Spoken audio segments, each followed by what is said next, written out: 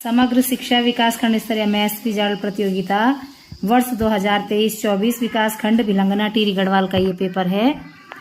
ये 1 से लेकर के 13 तक के प्रश्न इस वाले बोर्ड में लिखे हुए हैं और प्रश्न नंबर 14 से लेकर के और प्रश्न नंबर 33 जो है वो इस बोर्ड में लिखे हुए हैं।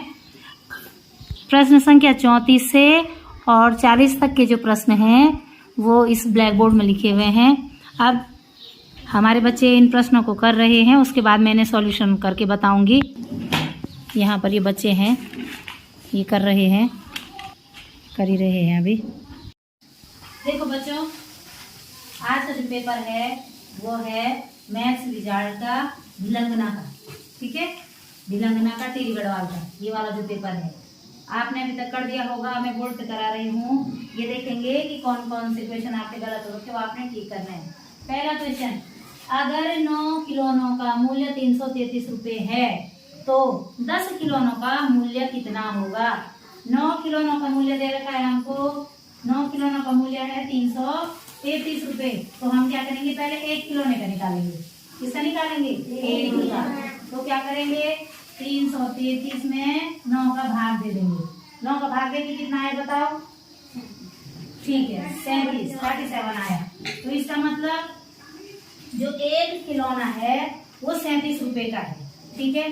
तो 1 खिलौना 37 रुपए का है तो 10 खिलौने कितने के होंगे? 1 क्या होते हैं 37 गुणा गए 10 बराबर 370 रुपए।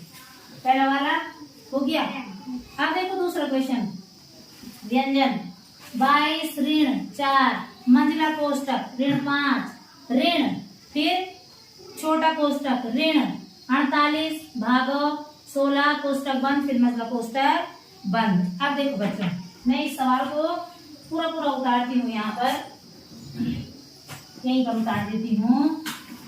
सवाल है 22 ऋण 4 मंजिला कोष्टक ऋण 5 फिर माइनस 48 भागो 16 छोटा कोष्टक बंद और मंजिला कोष्टक भी बंद। आपको सिखाया था नियम बोर्ड मास। क्या सिखाया था? BODMAS. B for bracket. तो सबसे पहले बी है इसमें दे रखा, मतलब हमारे पास ब्रैकेट है तो हमने सबसे पहले ब्रैकेट खोलना है। और ब्रैकेट भी हमारे पास 2 आ गए हैं, तो जो छोटा ब्रैकेट होगा पहले वो खुलेगा, फिर मंजिला ब्रैकेट खुलेगा और फिर सबसे बड़ा ब्रैकेट खुलता है। पर हमारे पास अभी सबसे बड़ा ब्रैकेट नहीं दे। 22 माइनस 4 मंजिला कोष्टक -5 माइनस 48 ब्रैकेट के अंदर भागो 16 ब्रैकेट बंद मंजिला कोष्टक बंद। बोर्ड मास बताया था, सबसे पहले ब्रैकेट होते हैं सॉल्व। ये जो ऐसे वाला है ये सबसे बड़ा ब्रैकेट है जो सबसे बाहर से, फिर मंजिला है और फिर छोटा कोष्टक है। तो सबसे पहले छोटा कोष्टक सॉल्व होता है, फिर मंजिला होता है, फिर बड़ा होता है। अब यहाँ देखो, इसमें सबसे पहले छोटा कोष्टक है ये वाला, इसको सॉल्व करेंगे हम, बाकी ऐसे ही उतारेंगे। 22 ऋण 4 मंजिला कोष्टक ऋण 5 और ऋण। अब देखो ब्रैकेट लगाओ, 16 का भाग देना है 48 में, 16 दूनी 32 16 तिया 48। लेकिन इसका चिन्ह ऋण का है तो ऋण चिन्ह आ जाएगा, ब्रैकेट बंद मंजिला कोष्टक बंद। अब फिर से क्या होगा, मंजिले कोष्टक के अंदर का सॉल्व होगा। 22 माइनस 4 ये है मंजिला कोष्टक, ये है -5। ये देखो जब ये कोष्टक खुलता है ना तो चिन्ह क्या हो जाता है, बदल जाता है। तो ऋण है ये धन हो जाएगा 3, फिर से ये कोष्टक बंद। अब ये सॉल्व होगा, ठीक है। 22 माइनस 4 मंजिला कोष्टक ऋण 5 में से 3 गया, 5 में से 3 घटाओ 2, संख्या बड़ी संख्या का चिन्ह आएगा, इसका 5 है तो इसका आएगा 2। अब देखो बच्चे ये कोष्टक खुलेगा, 22 ऋण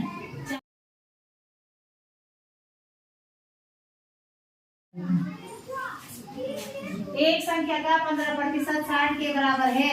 1 संख्या का तो माना वो संख्या है x, ठीक है, माना वो संख्या है x। x का 15%, x का 15% 60 के बराबर है, ठीक है। 15x बटे 100 बराबर 60। ये 100 इधर गुणा हो जाएगा इसका 60 के साथ। 15x बराबर 60 गुणा गए 100 और x बराबर 60 गुणा गए 100 बटे 15। 15 एकम 15, 15 दूनी 30, 15 से 45, 15 चौको 60। 4 गुणा गए 100, 400। तो वो संख्या कितनी होगी? 400 होगी। अगला सवाल देखो, रवि ने एक कॉपी 32 रुपए 75 पैसे की। रवि ने खरीदी एक कॉपी। देखो इसके बाद का सवाल है, 32 रुपए 75 पैसे में एक कॉपी खरीदी। 3 रुपए 50 पैसे में पेन खरीदी।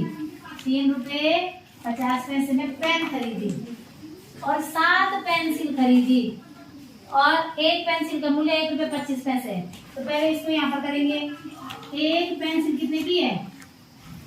1 रुपए 25 पैसे की। तो 7 पेंसिल कितने की होंगी? 7 गुणा गए 1 रुपए 25 पैसा। तो गुणा करेंगे इससे। 7 पंजे 35, 80 लगी 3, 7 गुना 14 में 3 जोड़ो 17, 7 एकम 7 में 1 जोड़ो 8 रुपए 75 पैसे की। तो उसने पेंसिल खरीदी। देखो यहाँ पर पेंसिल का मूल्य भी लिख देंगे। कितने रुपए आए? 8 रुपए 75 पैसे। यहाँ तक है। उसने दुकानदार को 500 रुपए दिए। तो दुकानदार उसने दुकानदार को 50 रुपए दिए। तो दुकानदार उसे कितने रुपए वापस करेगा? तो पहले हम इन तीनों को जोड़ेंगे। जोड़ो बच्चे, कितना आ रहा है इनको? जोड़ो तो इन तीनों को। 5 और 5 10 का 0, 80 लगी 1, 7 और 7 14 और 1 15 और 5 20, 80 लगी 2, 8 और 2 10, 10 और 2 12 और 3 12 में 3 जोड़ो 15 का 80 लगी 3 और 1 4। तो 45 रुपए का उसने सामान खरीदा। कितने रुपए खरीदा सामान? 45 रुपए का। दुकानदार को 50 रुपए दिए। दुकानदार कितने रुपए वापस करेगा? 5 रुपए। तो 50 रुपए में से 45 रुपए को माइनस कर दो। तो दुकानदार कितने रुपए देगा? 5 रुपए वापस करेगा। सवाल समझ में आ गया वाला? ठीक है। अगला देखो क्या है। यदि एक लड़की सोमवार रात 9:45 को सोई और अगली सुबह 5:30 को उठी, तो पहले तो वो किस बार को उठी? सोमवार को तो वो सोई है रात को। मंगलवार को उठी। और कितने बजे उठी वो? ये तो मौखिक सवाल है यार। देखो मंगलवार को कितने बजे उठी? 5:30 को उठी।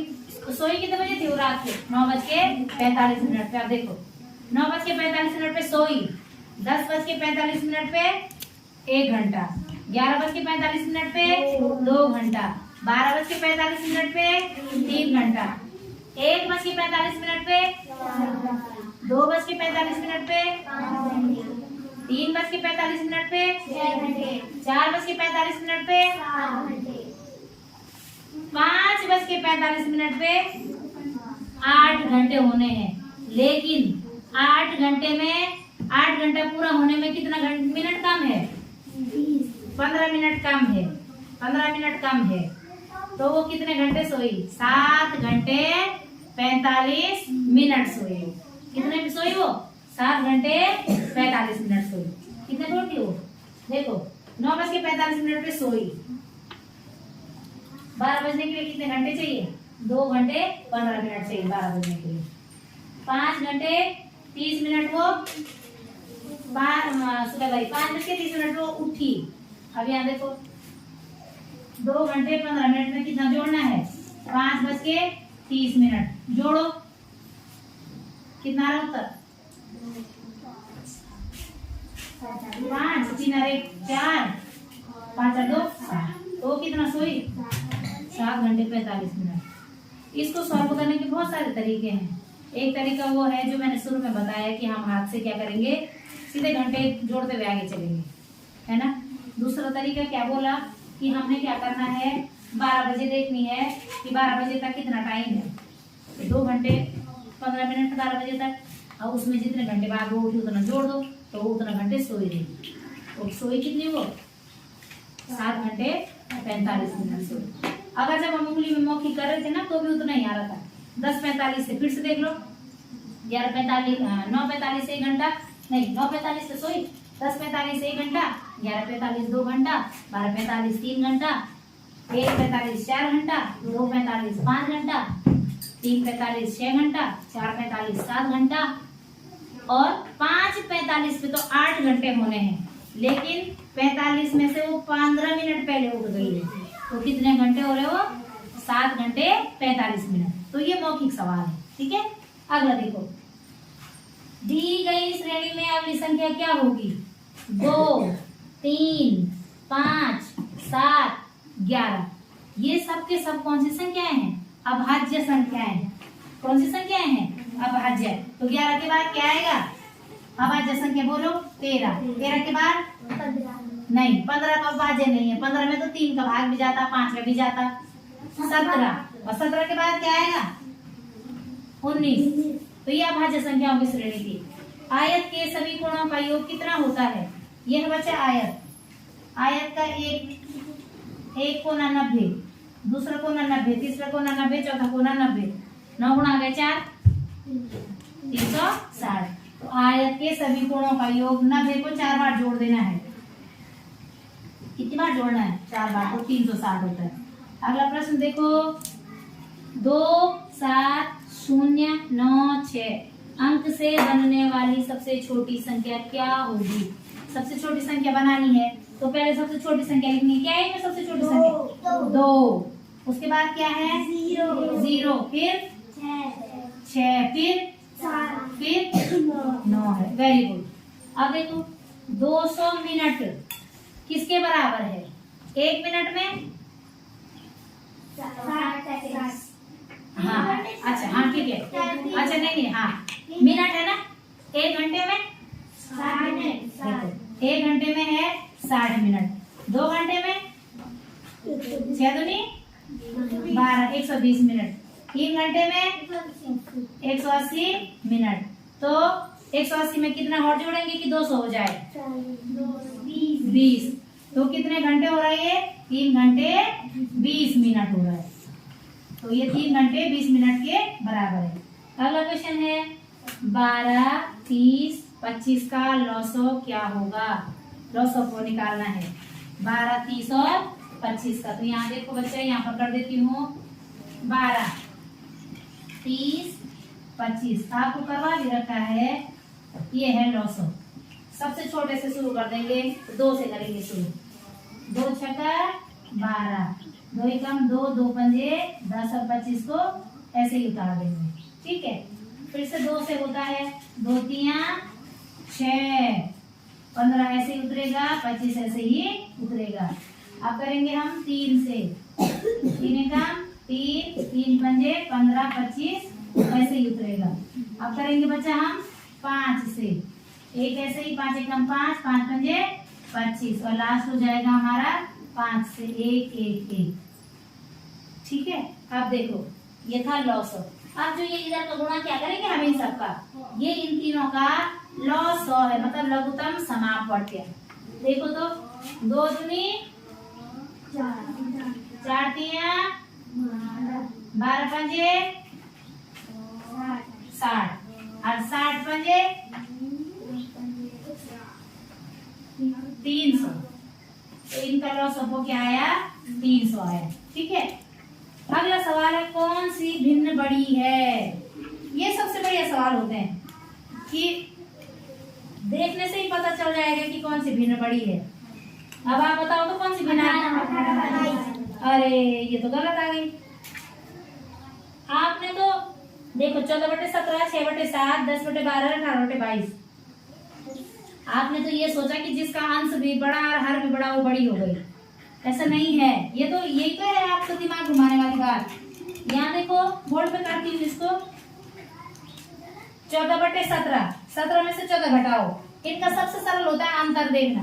17 में से 14 गया 3, 7 में से 6 गया 1, 12 में से 10 गया 2, 22 में से 18 गया 4। इनमें सबसे कम अंतर किस नार का? तो ये भिन्न सबसे बड़ी है। और सबसे ज्यादा अंतर किसमें आता है? तो ये सबसे छोटी है। ये सबसे सरल तरीका होता है सवाल को जल्दी से सरल करने का। क्या है? इनका अंतर देखना है, ठीक है ना? इनका अंतर देखना है। जिसका सबसे कम अंतर आ रहा होगा वो सबसे बड़ी भिन्न हो जाती है अधिकतर, ठीक है? अधिकतर क्या होता ही वही है, ठीक है ना? अगला सवाल है व्यंजन 20 गुणा गए, 14 गुणा गए, 5 गुणा गए, 0 गुणा गए, 2 का मान कितना होगा? कितना आया? कितना आया? और किसी का? ये तो गलत हो गया। अब बताओ क्यों? चाहे हम कितना भी गुणा कर दें उसमें अगर हमारा 0 का गुणा आ रहा है बीच में तो वो संख्या हमेशा खत्म हो जाती है। 0 10 गुणा गए 0 बराबर 0, 1000 गुणा गए 0 बराबर 0। तो इस सब का उत्तर क्या है? 0। तो जहां पर 0 का गुणा हो रहा है 0 दूनी 0, 0 पंजे 0, 0 14 0, 0 20 आगे 0। इतनी देर तक इतना लंबा गुणा नहीं करना था, देख लेना था कि बीच में 0 है, उसका उत्तर 0 हो जाता है। अगला क्वेश्चन 4 बच्चों की औसत आयु 13 वर्ष है। 4 बच्चों की औसत आयु 13 वर्ष है। एक और बच्चे के आ जाने से औसत आयु 12 वर्ष हो जाती है। तो नए बच्चे की उम्र बतानी है। सवाल सरल है। 4 बच्चों की औसत आयु कितनी देर की है? 13। 4 बच्चों की औसत आयु कितनी देर की है? 13 देर की। यहाँ देखो 4 बच्चे क्या हैं? x x x x, ये 4 बच्चे हैं। इनकी आयु ये 4 बच्चों की है तो 13 गुणा आ गए 4, सीधे सीधे 13 चको 13 एकम 13, 13 दूनी 26, 13 तिया 39, 13 चको 52, 13 चको 52। तो ये देखो ये तो 4 बच्चों की है, ठीक। इन बच्चों के साथ एक बच्चा जब आ जाता है तो औसत आयु कितनी हो जाती है? कितना बोल रहा था उसने? 12 हो जाती है। 5 बच्चों की औसत आयु कितनी हो जा रही है? 12। तो 12 गुणा आ गए 5 बराबर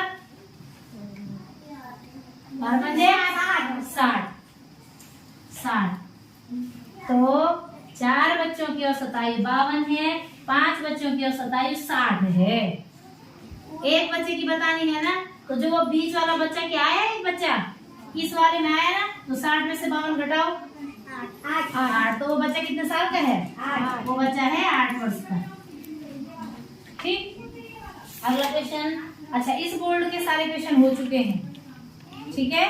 हमने इस बोर्ड के सारे क्वेश्चन कर दिए हैं। अब देखो हमने उस बोर्ड के सारे कर दिए हैं, मैंने वो बोर्ड मिटा दिए हैं।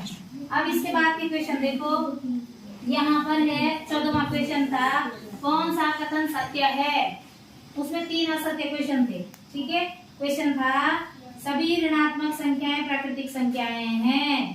तो सारी ऋणात्मक संख्याएं प्राकृतिक संख्याएं नहीं, वो पूर्णांक में आ जाती है ना, माइनस संख्याएं और प्लस संख्याएं, ठीक है। अब देखो दूसरा था कि 2 एकमात्र सम अभाज्य संख्या है। तो हाँ, क्योंकि जो 2 है वो सम भी है और अभाज्य भी है, तो इसका क्या है? जो 2 है वो एकमात्र सम अभाज्य संख्या है, ये सत्य है। इसके बाद तीसरा था कि एक अभाज्य संख्या है। जो एक है वो न तो भाज्य संख्या है न अभाज्य संख्या है। चौथा था शून्य प्राकृतिक संख्या है, जबकि शून्य क्या है? पूर्ण संख्या है, ठीक है ना। इसीलिए मैंने केवल एक लिखा हुआ था इसमें। क्वेश्चन नंबर अगला देखो, किसी कूट भाषा में RAIL रेल को 5796 लिखा जाता है, TAPE टेप को 3748 लिखा जाता है, उसी भाषा में PAIR को क्या लिखेंगे? ये तो सरल सा है। देखो तो R को क्या लिख रहे हैं? 5, A को क्या लिख रहे हैं? 7, I को क्या लिख रहे हैं? 9 और L को लिख रहे हैं 6, T को लिख रहे हैं 3, A को लिख रहे हैं 7, P को लिख रहे हैं 4 और E को लिख रहे हैं 8। तो हमें पूछ क्या रखा है? P को कितना लिख रहे हैं? देखो तो 4, P को लिख रहे हैं 4, A को 7, I को 9 और R को 5। तो इसका उत्तर है 4 7 9 5 लिखा जाएगा। अगर क्वेश्चन देखो, आकृतियां दे रखी हैं 1 2 3 4, इन 4 आकृतियों में से जो गलत है वो बतानी है। अब देखेंगे गलत कैसे पता चलेगा। गोला, कट्टा, बिंदु, कट्टा। ये चल रहा है गोला कट्टा बिंदु कट्टा, कट्टा कट्टा बिंदु गोला, गोला कट्टा बिंदु कट्टा गोला, कट्टा बिंदु कट्टा। यहाँ पर दो कट्टे एक साथ आ गए तो ये वाली जो है वो गलत है। इस वाले में देखो तो बीच में एक ऐसे आकृति बनी हुई है और उसके तरफ से चारों तरफ से बंद है, लेकिन इस वाले में जो है तीसरी तरफ से बंद नहीं है। अगला क्वेश्चन देखो तो कार, बस, ट्रक और स्कूटर में क्या अलग है? स्कूटर, क्योंकि वो क्या है? दो पहियों वाला है। अगला क्वेश्चन देखो 1, 4, 9, 16, 25, 36, 49 कौन सी सीरीज चल रही है? नहीं, वर्ग। 1 का वर्ग, 2 का वर्ग, 3 का वर्ग, 4 का वर्ग, 5 का वर्ग, 1 का वर्ग 2 का वर्ग 4, 3 का वर्ग 9, 4 चको 16, 5 पंजे 25, 6 छक्का 36, 7 सता 49, सब क्या आएगा? 64 आएगा। शाबाश, वेरी गुड। 64 के बाद, 64 के बाद हाँ तो जोर से बोलो ना, 9 9 81, ठीक है। अगला क्वेश्चन है 80 लाख, 80 लाख, 25,000, 25,000 लिख दो, 100, ये तो सरल है यार। ऐसा 80 लाख 25,000 100 को कैसे लिखेंगे? तो ऐसे लिखेंगे, ठीक है, 10 1 लाख 1000 10,000 लाख 10 लाख, 80 लाख 25,000 100, ये तो ये है। अगला क्वेश्चन है एक आयताकार खेत की लंबाई 35 मीटर, आयताकार खेत है, इसकी लंबाई दे रखी है 35 मीटर, ये भी 35 मीटर, चौड़ाई कितनी है? 15 मीटर इसकी चौड़ाई है, तो चौड़ाई 15 इधर 15 इधर, तो निकालना क्या है इसमें? इसका परिमाप बताओ। परिमाप मतलब ये बाहर का शिकार का है ना परिमाप, सरल सा, या तो सूत्र लिखो 2 गुणा गए लंबाई धन चौड़ाई, या तो क्या कर दो सबको जोड़ दो। परिमाप बता रखे, चारों तरफ की जितनी चीजें हैं वो परिमाप कहलाती है, तो ये सरल तरीका है। 2 गुणा में लंबाई कितनी है?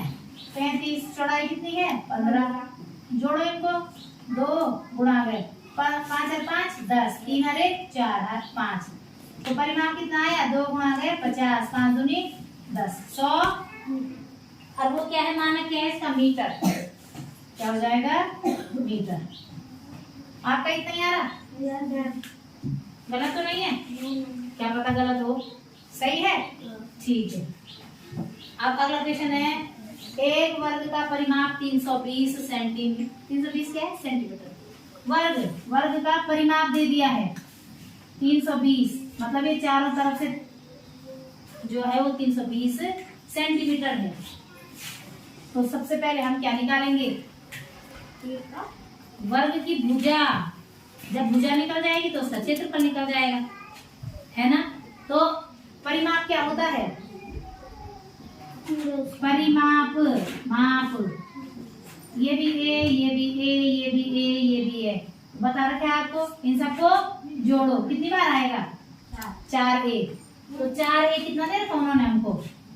320 दे रखा है, तो 4a बराबर 320, a बराबर 320 बटे 4, a बराबर 4 का भाग दो 320 में, 4 एकम 4, 4 दूनी 8, 4 तिया 12, 4 चक्कू 16, 4 पंजे 20, 4 छक्का 24, 4 सत्ता 28, 4 अट्ठा 28, a बराबर आ गया 80। इसका मतलब इसकी जो एक भुजा है वो 80 सेंटीमीटर है। भुजा हमने निकाल दी, पूछ क्या रहा है अब? क्षेत्रफल बताओ। क्षेत्रफल क्या होता है? क्षेत्रफल का सूत्र, क्षेत्रफल होता है भुजा का वर्ग, भुजा का वर्ग। तो कितना होता है? भुजा क्या है? 80, 80 का वर्ग करो, 80 गुणा गए 80, 8 अटा 64, 6400 वर्ग सेंटीमीटर। ये है इसका क्षेत्रफल इसका, ठीक है ना। अब देखो अगला क्वेश्चन है हमारा 105। अच्छा घनाभ है पहले, एक घनाभ की लंबाई चौड़ाई ऊंचाई दे रखी है, बताने घनाभ, ये घनाभ बता रखा है क्यूबॉइड। इसकी लंबाई दे रखी कितनी है, देखो लंबाई 12 सेंटीमीटर। चौड़ाई कितनी है 5 सेंटीमीटर। ऊंचाई कितनी है 10 सेंटीमीटर। अब निकालना क्या है, आयतन। इन तीनों को गुणा कर दो, LBH। V बराबर, V माने आयतन वॉल्यूम, L लंबाई, V चौड़ाई, H ऊंचाई, लेंथ ब्रेथ हाइट। कर दो गुणा। क्या क्या है, 12 गुणा गए 15 गुणा गए 10। 15 है कि 5 है, अच्छा 5 ही है। अच्छा 12 गुणा गए 5 गुणा गए 10, 12 पंजे 60 दशंगी 600। और इसके ऊपर लगा जाते हैं घन, और मात्रा क्या है इसका सेंटीमीटर, तो घन हो जाएगा क्योंकि तीनों का 3 बार गुणा किया तो सेंटीमीटर क्यूब, घन सेंटीमीटर। हिंदी में लिखेंगे घन सेंटीमीटर, अंग्रेजी में लिखेंगे सेंटीमीटर क्यूब। अगला क्वेश्चन देखो बच्चा, 105 को रोमन अंकों में लिखो। आपको एक फॉर्मूला लिखा रखा है LCDM।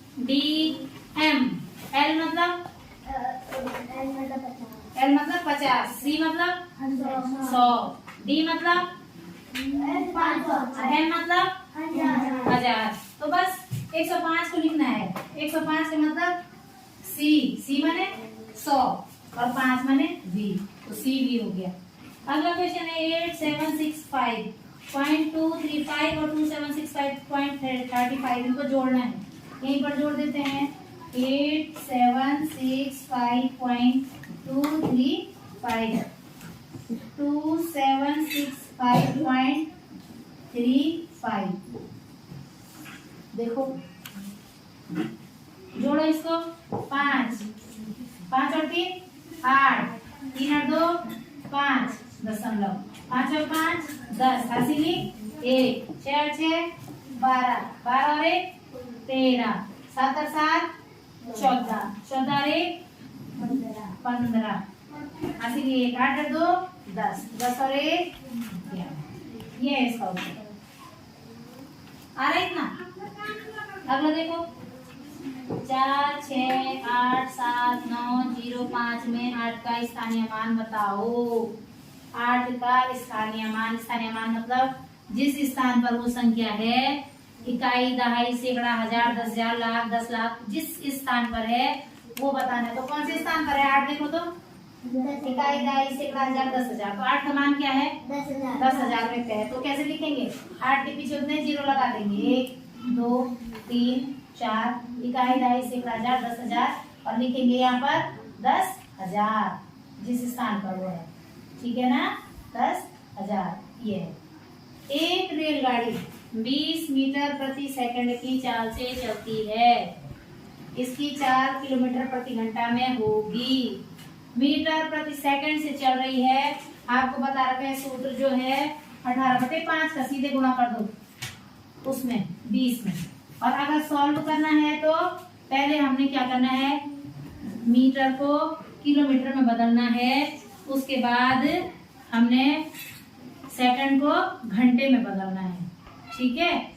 अब देखो इसे गुणा करना है, 5 चकू 20, 18 कम 18, 18 दूना 36, 18 54, 18 चकू 72, 72 किलोमीटर प्रति घंटा हो जाएगा, ठीक है ना। 72 किलोमीटर प्रति घंटा इसका आंसर है इस वाले सवाल का। अगला है, यदि एक व्यक्ति 25,000 रुपए में 85% खर्च कर देता है, 25,000 का 85% निकालना है। पहले 18/5 वाला बताना है। चलो देखो है एक बार फिर से पहले देखो कितने मीटर जा रही है वो गाड़ी, रेलगाड़ी 20 मीटर प्रति सेकंड जा रही है। 20 मीटर 1000 मीटर बराबर 1 किलोमीटर, ठीक। तो 20 मीटर बराबर कितना हो जाएगा, 20 गुणा गए 1/1000, ठीक है। 0 से 0 कटा, इसको ऐसे लिखेंगे 2/100। कितना लिख देंगे? मीटर, किलोमीटर लिखेंगे इसको। ठीक है, अब सेकंड वाला देखो। 60 मिनट बराबर 1 घंटा। ठीक है ना, 60 मिनट बराबर 1 घंटा। और 60 मिनट में कितने सेकंड होते हैं? 60 मिनट में सेकंड देखो तो यहाँ पर देखो, पहले 1 मिनट में 60 सेकंड, 1 मिनट में 60 सेकंड, तो 60 मिनट में कितने हो जाएंगे? 60 गुणा गए 60, 3600 सेकंड। उन्होंने हमें क्या पूछा है? हमने किलोमीटर प्रति घंटे में निकालना है। ठीक है, तो यहाँ पर लिखेंगे अब हम 3600 सेकंड बराबर 1 घंटा। ठीक है, हमारे पास क्योंकि सेकंड में है, ये देखो तो प्रति सेकंड में है। अब इसको करेंगे सॉल्व, तो अब इसको सॉल्व करेंगे, देखो कितना आएगा? 2/100 गुणा गए 3600, 2 0 से 2 0 कटा, 36 दूना 72 किलोमीटर प्रति घंटा। तो जो रेलगाड़ी है वो 72 किलोमीटर प्रति घंटे की चाल से चल रही है। समझ में आया? सूत्र क्या है? चाल बराबर दूरी बटे समय। लेकिन हमको केवल क्या करना था? 20 मीटर प्रति सेकंड को 20 किलोमीटर प्रति घंटे में बदलना था। अब अगला सवाल क्या है बेटा, पढ़ो तो। हाँ, जोर से पढ़ो। 2500 है क्या? ढंग से पढ़ो तो। 25,000 रुपए है। 25,000 का कितना प्रतिशत खर्च कर रहा है वो? 85%। तो 25,000 का 85% निकालेंगे हम। तो 25,000 रुपए का 85/100, 0 से 0, 0 से 0, इनको गुणा करो तो 250 में 85 का गुणा करो, कितना आ रहा है?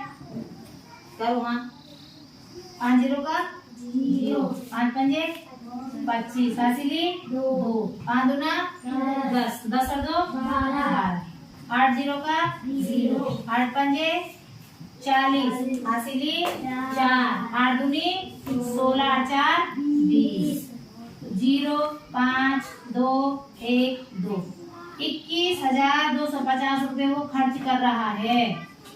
कितने रुपए खर्च कर रहा है वो? 21,000। 25,000 में से 21,250 रुपए खर्च किए उसने। 25,000 में से 21,250 रुपए खर्च किए, तो कितने बचे उसको? घटाओ इसको। 0, 10 में से 5 गया 5, 9 में से 2 गया 7, 4 में से 1 गया 3, तो उसके बाद कितने रुपए बचे? 3,750 रुपए उसकी बचत है। कितनी है? 3,750 रुपए उसकी बचत है। अगला क्वेश्चन क्या है? कौन सी संख्या 11 से विभाजित होगी? यहीं पर करके देखो तो सरल सा तरीका है। 1 2 3, 1 2 3, अरे 7, ये तो नहीं होती है। 1 2 1 2 3 4 5 6 7, इसमें भी बचेगा। 1 2 3 4 5 6 7, इसमें भी बचेगा। इसको देखेंगे 22 22 22 22 को 22 22 22 22 पढ़ेंगे, पहले लिख क्या रखा है? इकाई, दहाई, सैकड़ा, हजार, 10,000, लाख, 10 लाख, करोड़, 2 करोड़, फिर 22 लाख, 22,222। किसका भाग देना है इसका? 11 का। 2 भाई, 11 का भाग सरल है, 11 दूनी 22, 2 उतरा 0, फिर 2 उतरा, 11 दूनी 22, 2 उतरा 0, 2 उतरा, 11 दूनी 22, 2 उतरा 0, 2 उतरा, 11 दूनी 22। तो कौन सी संख्या है वो? ये वाली संख्या। अगला देखो क्या है क्वेश्चन? असत्य बताओ। इसका मतलब 4 में से 3 सही हैं और 1 गलत है। ये मौखिक है, इसको यहीं पर देखो। देखो तो पहला है 9 धन 7 धन 8, 9 प्लस 7 प्लस 8 बराबर 9 प्लस 7 प्लस 8। क्या दोनों बराबर हैं? ठीक है। 9 इंटू 7 इंटू 8, 9 इंटू 7 इंटू 8 बराबर है। ठीक है। 9 प्लस 7 इंटू 8, 9 प्लस 7, 9 प्लस 8 गलत है, ये वाला गलत है। अगर देखो 9 इंटू 7 प्लस 8 ब्रैकेट के अंदर, तो 9 इंटू 7 और प्लस 9 इंटू 8, ये भी सही है। तो गलत कौन सा है? तीसरा वाला, ये गलत है। इसके बाद का क्वेश्चन देखो तो -5 और +5 के बीच कितनी पूर्ण संख्याएं हैं? कितना है आपका उत्तर? 5। कैसे? सही आया है। ये है संख्या रेखा। ये जो ये 0 है यहाँ पर, -1 -2 -3 -4 -5, 1 2 3 4 5। लेकिन पूछ क्या रखा है उसने? कौन सी संख्याएं हैं? कैसी संख्याएं? पूर्ण। तो जो पूर्ण संख्याएं होती हैं वो 0 से शुरू होती हैं। ठीक है, जो पूर्ण संख्याएं होती है वो 0 से शुरू होती है। तो ये सब छोड़ देने, तो यहाँ से आगे गिनो 1 2 3 4 5 संख्याएं। तो कितनी संख्याएं हैं? 5 संख्याएं पूर्ण हैं।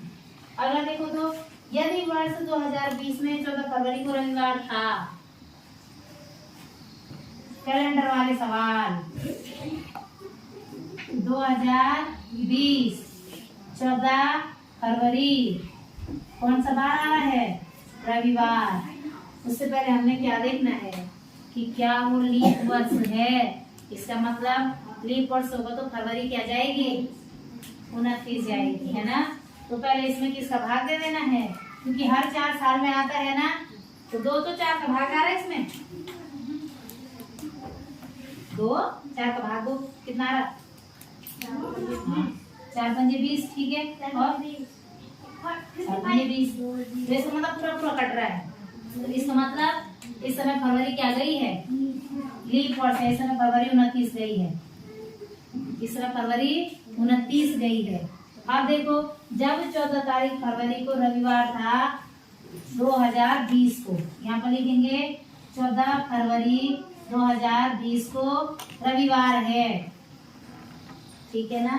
तो फिर 14 फरवरी 2021 को क्या आएगा? वेरी गुड, मंगलवार आएगा, क्योंकि एक दिन और जुड़ जाएगा। इसका मतलब तुम्हें याद रखा है थोड़ा।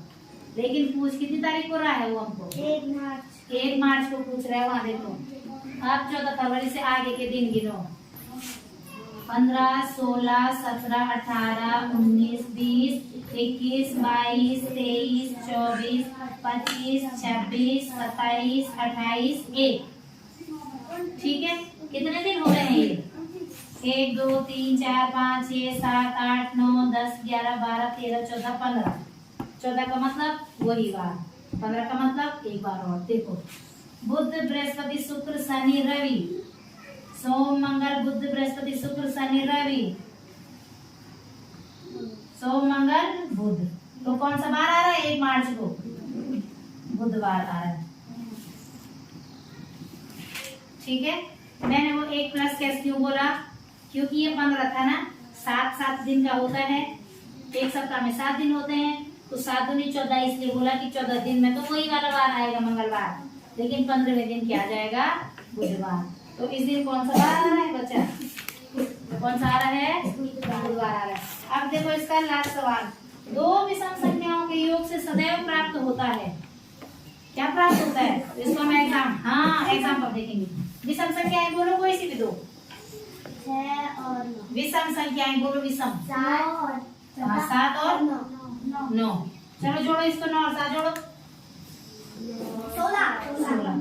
तो 16 क्या है? सम संख्या। अगला देखो, 1 और 3, तीनों रेट जोड़ के 4। तो 4 क्या है? सम संख्या।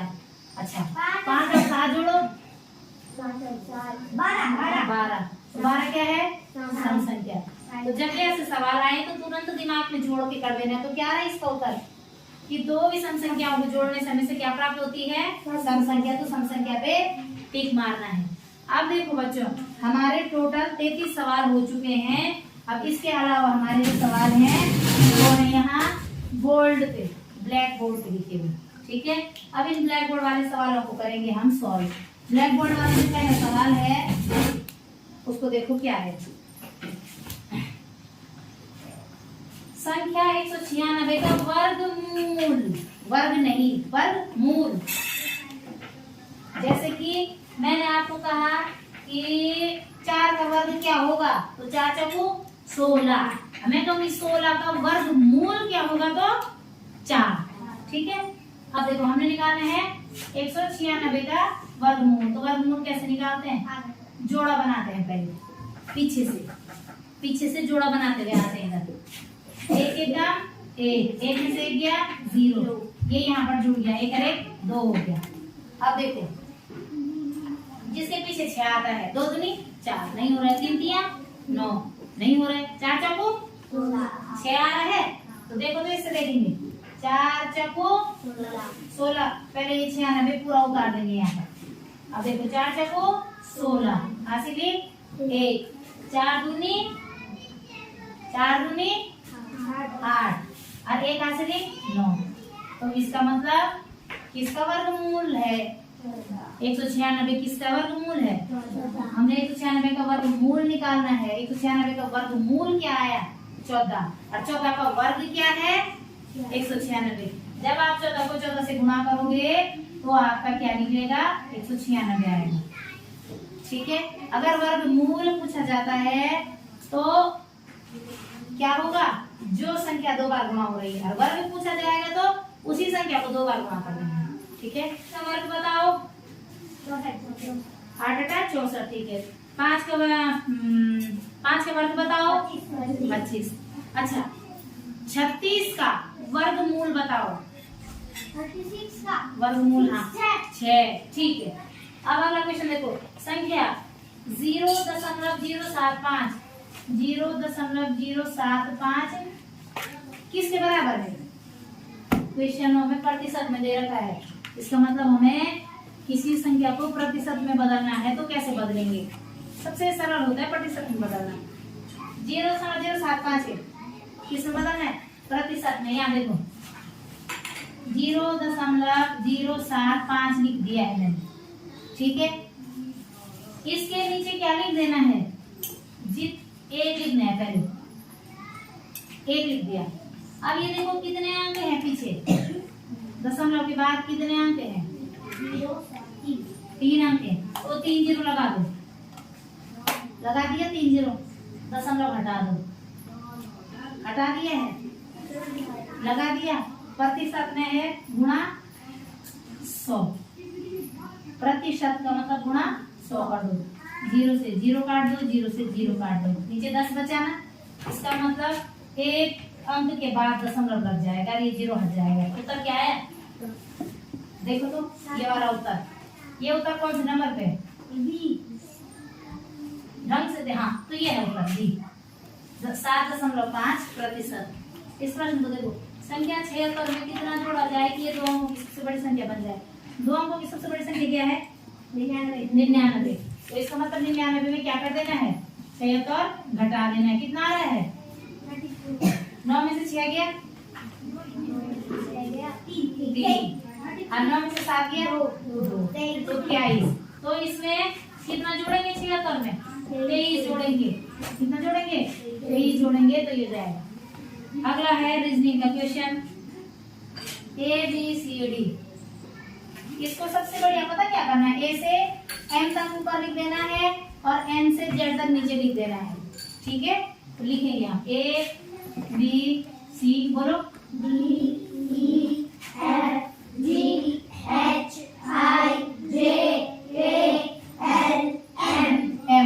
M तक हमने क्या कर दिया है, ऊपर लिख दिया है। अब N से नीचे लिखना है। ठीक है, बोलो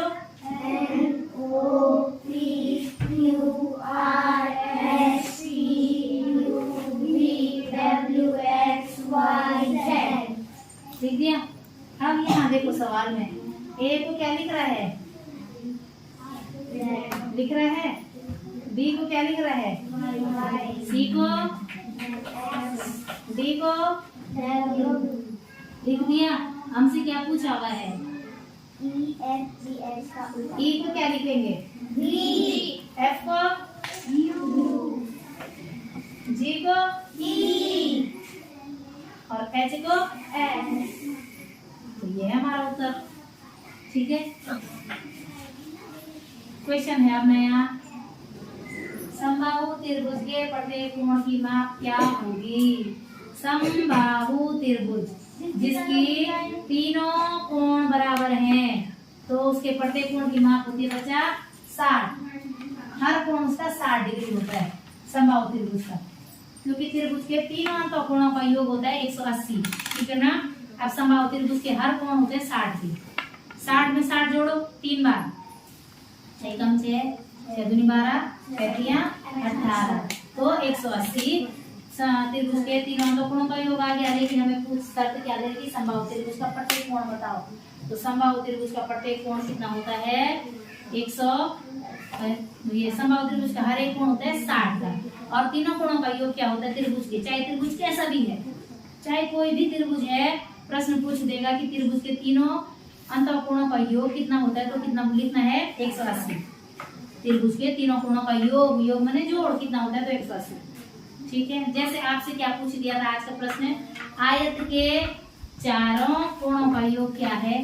तो आयत का एक कोण कितने का होता है? एक कोना 90 डिग्री का, दूसरा भी 90, तीसरा भी 90, चौथा भी 90, तो सारे के सारे मिला के क्या हो जाते हैं? 360। ऐसे ही क्या पता नए वाले पेपर में ऐसे पूछ दे कि त्रिभुज के तीनों कोणों का योग कितना है ना। अगला क्वेश्चन देखो। अंगूर की एक पेटी 240 रुपए में खरीदी। खरीदी कितने में? 240 में खरीदी। और वो क्या बोल रहा है? 24 रुपए का लाभ, मतलब हमें उसे कितने में बेचें कि हमें 24 रुपए मिल जाए? 24 रुपए मिलने चाहिए हमको। मेरे पास एक पेन है, मैंने 10 रुपए की पेन खरीदी और मेरे को उस पेन में 10 रुपए कमाने हैं, तो मैं कितने रुपए में बेचूं पेन को? 20 रुपए में बेचूंगी, है ना। ऐसे ही आपको पूछा हुआ है कि 240 रुपए में पेटी खरीदी। खरीदी कितने में? 240 में। बेचेंगे कितने में? 240 में 24 रुपए जोड़ दो इधर पे। 4 और 2 6, 264। जब हम 264 रुपए में बेचेंगे तब जाकर के हमारा 24 रुपए का लाभ होगा। लास्ट क्वेश्चन है, एक दर्जन केले का मूल्य 60 रुपए है, तो 20 किलो का मूल्य बताओ। ये सवाल मैंने पिछले वाले में भी करा दिया है। एक दर्जन में कितने केले होते हैं? 12 केले। एक दर्जन में होते हैं 12 केले। ठीक, तो 12 केलों का मूल्य कितना दे रखा है उसने? 60 रुपए। 12 केले कितने के हैं? 60 रुपए। तो एक केला कितने का आएगा? 60/12। 12 पंजे 60। 5 रुपए का एक केला है। 5 रुपए का एक केला। एक केले की कीमत है 5 रुपए, तो 20 केलों की कीमत कितनी हो जाएगी? 20 गुणा गए 5, 100 रुपए। ठीक है, तो ये हमारे सवाल हैं। हमने पूरे 40 के 40 सवाल कर दिए हैं। इनमें से जो सवाल नहीं आएगा उसको हम फिर से करेंगे।